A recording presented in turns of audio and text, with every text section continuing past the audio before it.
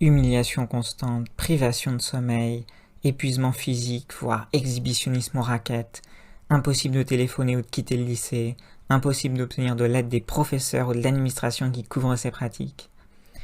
C'est ce que j'ai vécu en rentrant. Non, pas du tout.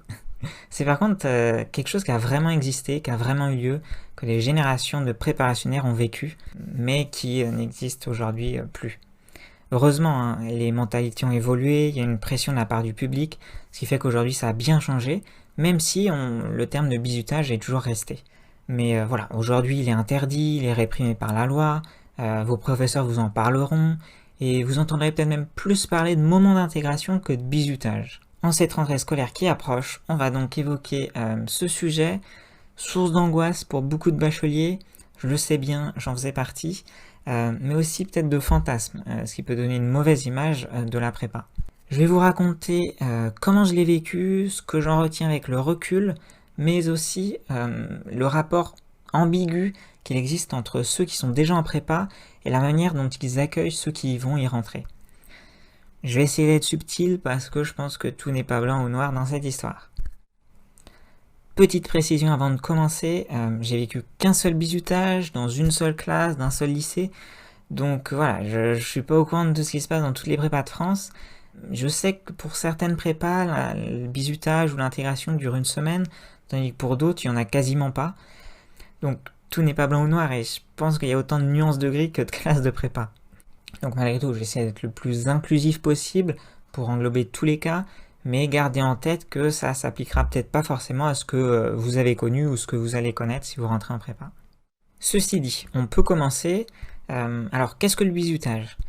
Pour la loi française, le bizutage, c'est le fait d'amener autrui, contre son gré ou non, à subir ou à commettre des actes humiliants ou dégradants lors de manifestations ou de réunions liées au milieu scolaire et socio-éducatif.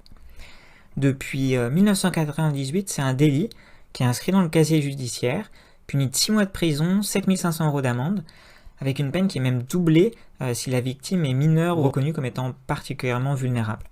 En pratique, le bizutage, à proprement parler, c'est un moment en tout début d'année où les étudiants de deuxième année, les SP, imposent des pratiques, des activités à ceux qui y rentrent justement. Mais dans une relation qui est vraiment dominant-dominé. Et une fois ceci passé, le bizutage passé, les nouveaux peuvent s'intégrer dans le groupe et vont être amenés sûrement à reproduire la même chose qu'ils ont vécu l'année suivante. Pour moi, l'intégration a commencé dès le premier soir où je suis arrivé en prépa parce que j'ai été mangé avec ce qui allait devenir nos futurs parrains. Et on a eu plusieurs soirs comme ça où on a mangé ensemble. Ils nous ont aussi rapidement donné un questionnaire à remplir avec l'idée d'en savoir plus sur nous et de pouvoir attribuer un parrain à chaque nouvel entrant.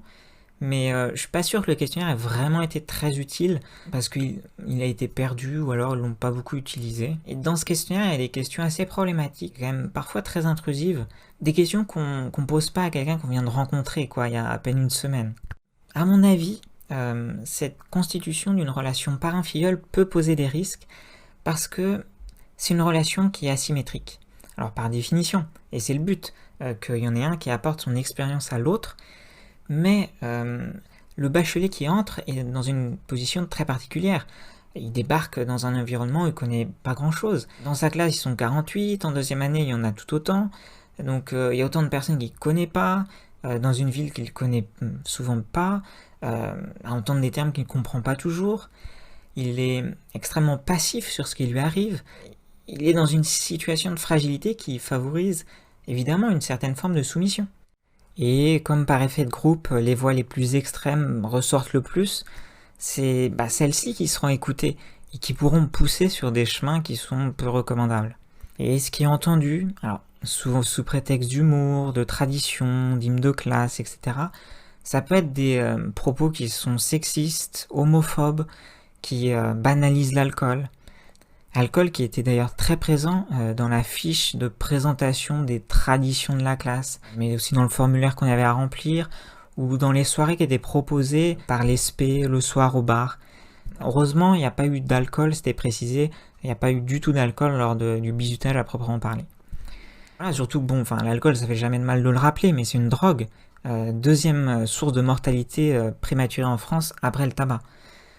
Bref, tout ça peut conduire d'une part à faire des choses qu'on ne souhaite pas, et d'autre part à reproduire ses paroles, ses actions, puisque nos modèles du moment les incarnent. Le risque que j'identifie, c'est précisément celui-là, celui d'idéaliser ses parrains, de penser que ce qu'ils font ou ce qu'ils disent, c'est nécessairement ce qu'il faut faire, ce qu'il faudrait faire. Alors qu'en réalité, non. C'est juste un étudiant qui a une année d'avance, mais qui est encore très jeune, qui a beaucoup d'immaturité, qui est très sensible aux effets de groupe. C'est pas forcément un exemple à suivre, quoi. Je pense que le point le plus important à retenir de cette vidéo, et pour pouvoir se prémunir un peu de tout ça, c'est vraiment le fait de pouvoir dire non, et de savoir dire non. Parce que quand on rentre dans un nouvel environnement, souvent loin de chez soi, tout ça, on a forcément envie de s'y intégrer. Et on peut ressentir peut-être une certaine pression à devoir faire telle ou telle activité, de peur de justement pas pouvoir s'intégrer. C'est bien là le problème. Alors qu'en réalité, ne pas venir à l'intégration, ou ne pas participer à tout ce qui est proposé, ça ne doit pas être préjudiciable. Alors, comme dit, je peux pas savoir tout ce qui se passe dans toutes les prépas de France, mais je crois vraiment, en tout cas j'espère, que ce point est vraiment rentré dans les mœurs en 2022.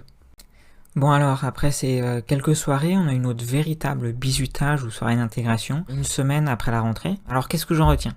En réalité, c'est pas un mauvais souvenir, mais c'est pas un bon non plus, c'est plus mitigé que ça. Le bizutage, ça commence quelques jours déjà avant. Quand on se demande, on se pose des questions, on s'interroge. Et la seule chose qu'on entendait, c'était « vous inquiétez pas, ça va bien se passer. Par contre, prévoyez des vêtements qui craignent rien. » C'est pas ça qui va vraiment nous rassurer. Pendant le bizutage à proprement parler, c'est pareil. On n'a aucune idée de ce qui se passe, de ce qui va se passer. On est vraiment soumis à leur bonne volonté. Ça explique pourquoi il y a pu y avoir des dérives dans le passé. Bref, on a fait différentes activités. J'ai dit non à vraiment ce que je voulais pas faire. Mais ce que j'ai fait, ça m'a pas transporté de joie, quoi. C'était pas très agréable à vivre non plus. Ce que je retiens de positif, c'est justement quand le bizutage s'est terminé. Que nous étions officieusement introduits dans la classe, que nos parrains nous ont offert à manger, qu'on a mangé ensemble, qu'on a pu discuter, échanger, apprendre à se connaître. Ça se demandait en fait pourquoi l'intégration c'est pas juste ça. Parce que le bizutage en lui-même, je crois pas qu'il m'ait permis, je sais pas, de forger des liens avec les spé ou avec mes camarades de prépa. Ça m'a pas vraiment apporté de plaisir non plus. Et je pense pas que ça a apporté beaucoup de plaisir au spé non plus, en deuxième année. Parce que, à part ceux qui aiment voir souffrir les autres, c'est pas très agréable non plus. D'ailleurs, la plupart d'entre eux disaient pas grand chose et juste se contentaient de suivre le tempo édicté par quelques-uns. Voilà, en tout cas, il s'agit d'une réflexion que les élèves de deuxième année doivent mener lorsqu'ils organisent des événements comme ça, pour faire ces moments, ces échanges, quelque chose de véritablement utile, quelque chose de mémorable, mais dans le bon sens du terme. Parce que c'est en ne s'interrogeant pas, en ne questionnant pas ce qu'on a vécu, et en reproduisant bêtement justement ce qu'on a vécu, que ça perpétue ce qui est problématique avec le bizutage. Pour des futurs ingénieurs, des futurs chercheurs, qui seront amenés à des responsabilités importantes, c'est un peu un comble de ne pas questionner sa propre démarche, et peut-être d'appeler tradition ce qui est de l'humiliation, en tout cas une certaine forme. Une certaine forme d'humiliation, parce qu'il n'existe pas de gentil bizutage. Parce qu'on ne peut pas cautionner une relation dominant-dominé. C'est pas comme s'il n'y avait pas d'alternative. Il y a plein de moyens d'accueillir, d'intégrer, sans mépriser, sans bizuter. Je vais prendre une position peut-être très risquée, en disant que l'intégration c'est bien, mais le bizutage c'est pas bien. Pour terminer, j'espère ne pas avoir fait trop peur à ceux qui rentrent en prépa. Vraiment le plus important c'est de savoir dire non. Si vous deviez vous inquiéter de quelque chose, ce serait plus à mon avis de la difficulté des cours que de l'intégration à proprement parler. Voilà, si vous êtes intéressé par ce qui a pu se faire en bizutage en prépa dans le passé, il y a des très bonnes ressources sur internet, notamment des comptes rendus d'étudiants qui ont vécu des vrais bizutages, ça rigole pas. Heureusement les pratiques ont bien changé, même dans les lycées incriminés. Et voilà, je vous mets les liens en description si vous êtes intéressés. Voilà, si vous avez des remarques, des questions, n'hésitez pas à les faire dans les commentaires, j'y répondrai. Et sur ce, à plus tard. Salut!